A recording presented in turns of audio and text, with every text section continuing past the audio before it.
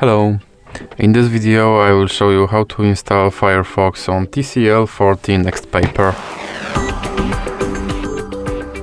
So you have to start with opening your Google Play Store, then click on search bar and type in Firefox and click search. And now click install. Now you can click open.